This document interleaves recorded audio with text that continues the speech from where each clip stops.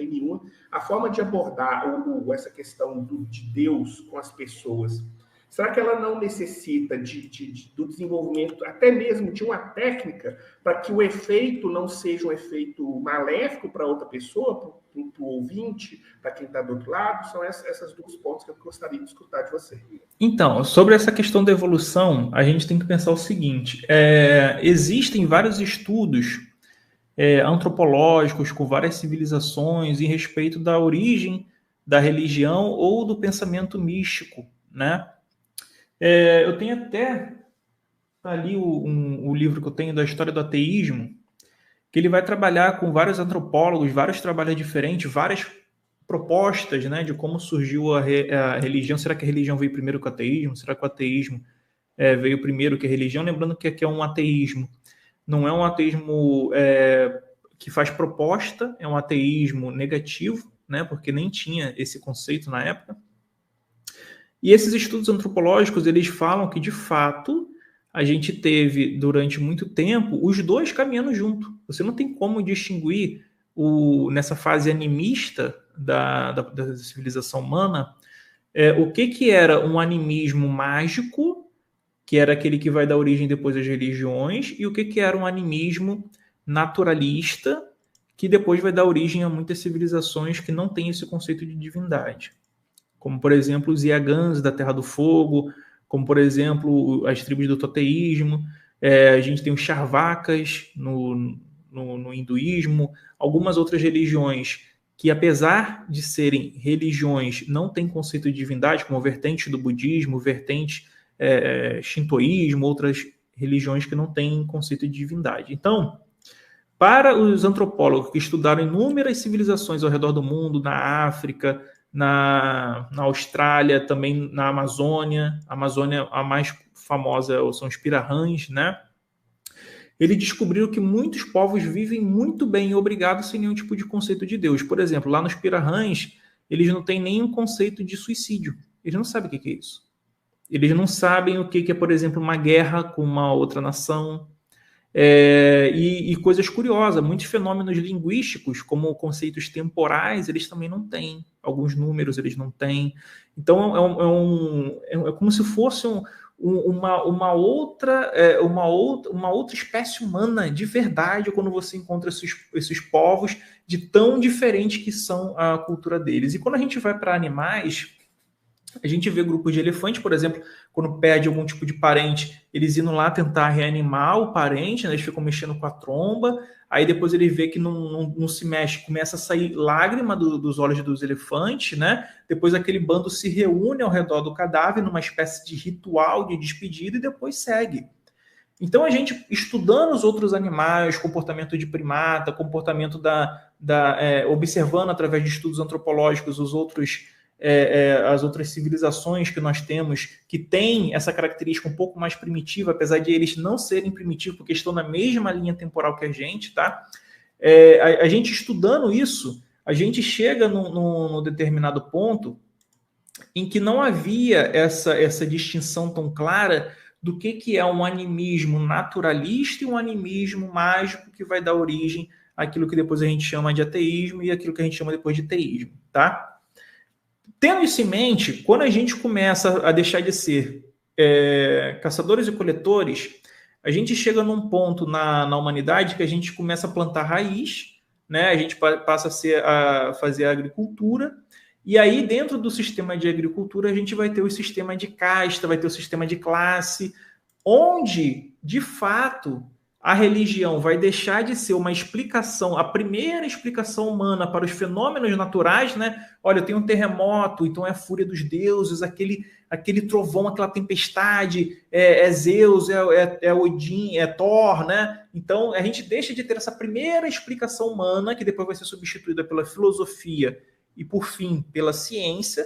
A gente deixa de ter isso como importância da religião, um fator explicativo, para a gente poder ter um fator normativo de controle social através dessas culturas de casta, onde você vai ter que, olha só, os deuses estão nomeando aquele fulaninho ali, líder da nossa civilização, e os filhos dele também são ungidos pelos próprios deuses para que continue perpetuando o seu poder sobre essa determinada civilização. Por isso que a gente vai ver em muitas culturas o deus da guerra como Yarvá, né, que seria o deus da Bíblia hoje, ele é um deus que começa como sendo o deus da guerra. Porque quando essas tribos elas vão guerrear, né, elas carregam, por exemplo, Roma, ela começava a sua guerra fazendo a procissão a Marte, né? Marte que é o Ares, o deus da guerra. Então começava pelo o Monte de Marte a sua caminhada para a guerra, para a vitória.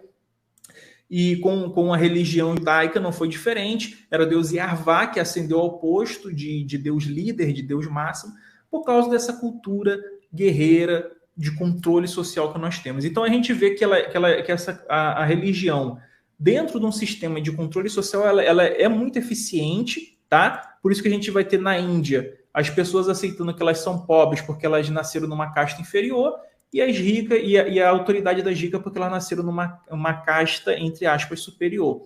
A gente tem a mesma coisa acontecendo com a religião cristã, que vai... quem não para ouvir um pastor, né? O pastor é o cara que é o dono da moral, dos bons costumes, dos valores. Então os cristãos tendem a obedecer aos pastores, a votar em quem o pastor manda, e antigamente era o padre, né? Quem o padre manda votar, eles votavam. Então tem esse quesito de controle social, sim. Agora, uma coisa que a gente tem que entender é o seguinte, isso não é um fator relevante para a sociedade. Por quê? Isso me parece uma espécie de fator de sucesso evolutivo, assim como domesticar as vacas é um sucesso evolutivo, assim como domesticar as galinhas é um sucesso evolutivo, domesticar as ovelhas. Então, o que acontece com a religião para a sociedade é uma espécie de domesticação da massa comum, da populace comum. Ela foi domesticada através da religião. Agora, para esse seu argumento ele ter uma força, a gente teria que observar nas populações, nas nações que são menos religiosas, um ganho, um progresso em termos de tecnologia, educação, qualidade de vida, tudo isso. E é justamente o contrário. Quando a gente vai em países nórdicos ou países como Japão, países como Canadá, Suécia, Noruega, Reino Unido, são países que tendem a ter uma população menos religiosa, mas é uma população menos religiosa porque tem mais política pública de qualidade, mais educação, melhor IDH. Você nota que eles vivem muito bem, obrigado. Vivem muito bem, obrigado. Agora, quando você vai em países menos desenvolvidos, você vai ver que geralmente tendem a ter um pior IDH, são mais violentos, menos pacíficos, tudo isso. E é óbvio que eu estou falando aqui de uma maneira mais geral, não é uma maneira normativa, porque existem exceções de ambos os lados. Você vai ver países que têm menos religião e que são países ruins, e países que têm mais religião e tendem a ser um pouco melhores, porque dependem, é claro, de fatores socioeconômicos e culturais, regionais, né, que podem influenciar nessa conta aí. Por exemplo, um país religioso que está exportando seus recursos para uma China, por exemplo, é óbvio que vai ter mais recurso do que um que não tem esse fator. Por exemplo, um país como aqueles dos Emirados Árabes, que tem ali jazidas e mais jazidas de petróleo, é óbvio que vão ter fatores econômicos para fazer ali uma sobrepujança na sua economia, né? E na sua nacionalidade. Fazer o apanhado. Então, você resolveu um problema existencial meu. Por quê? Porque o que você está dizendo é que a religião não necessariamente ela foi uma pressão seletiva durante a evolução dos hominídeos. Não necessariamente. Ela existiu, mas não foi algo que forjou o nosso genoma, o nosso DNA. Né? Então, isso me dá a tranquilidade para eu poder ser mais incisivo, porque realmente o meu temor é um pouco de empatia com as pessoas e de saber se eu estou indo contra a própria natureza delas. Mas pelo que você me falou e pelo que você já estudou, não é assim, que na verdade não é uma questão evolutiva, é uma questão cultural, é uma questão antropológica, não é uma questão evolutiva. Então, a partir do momento que é antropológico, né, é aquela história. Tem tribos indígenas que matam as crianças que nascem e tal. Então, é uma questão antropológica, mas... E são religiosas, né? Mas a civilização pode agir ali bloqueando aquele tipo de Isso.